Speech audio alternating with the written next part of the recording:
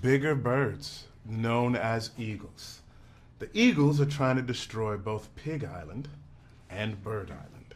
And so in order to stop the eagles from coming to destroy everything, the birds and the pigs have to make an alliance to go against a greater evil than themselves.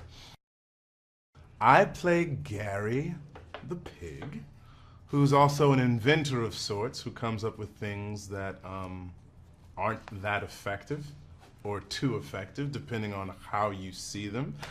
He's got a bit of bravado about him through the whole thing, and ultimately becomes one of the team that helps take down Eagle Island. Oh, yeah. So Invisispray is a spray that helps to turn you invisible. The downside is that you are never visible again.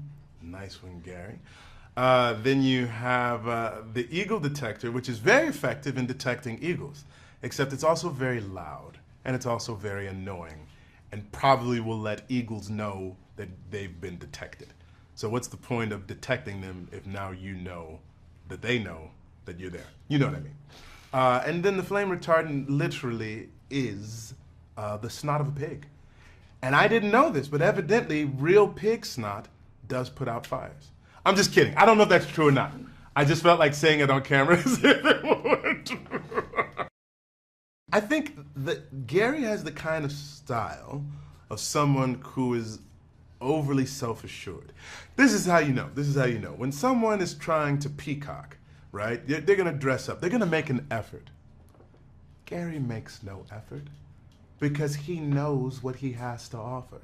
Doesn't have to dress this up. It's just beautiful as it is. That's who Gary is.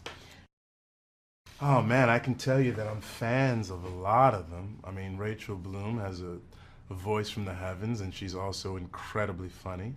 Sudeikis and McBride and Josh Gad and Bill Hader, like all the folks from the original movie, are back and are better than ever. And then you got the incredible talents of one Miss Leslie Jones. You got Nicki Minaj up in this joint. Like it's a great group of people, and I'm happy to be counted amongst them. Let's see. I watched a lot of James Bond movies, and I'm a big fan of Q. And so I was like, what if Q were a pig who wasn't that good at his job? And then I just started playing around with it. And we had a few different options at the beginning, and the producers and the director ultimately said, like, yeah, let's do your British version.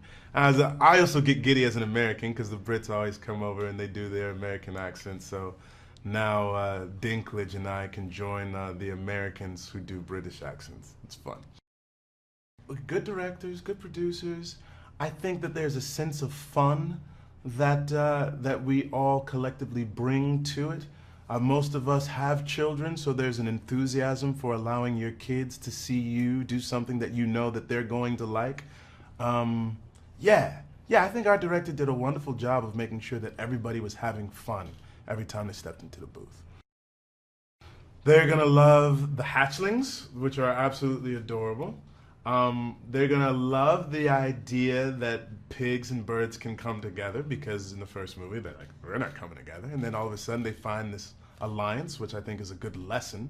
I think the young ladies that come to see the film, they recognize that we can be the hero and we can be the villain, and that we don't have to be the damsel off in the corner waiting to be saved. Like, any character is a possibility for us.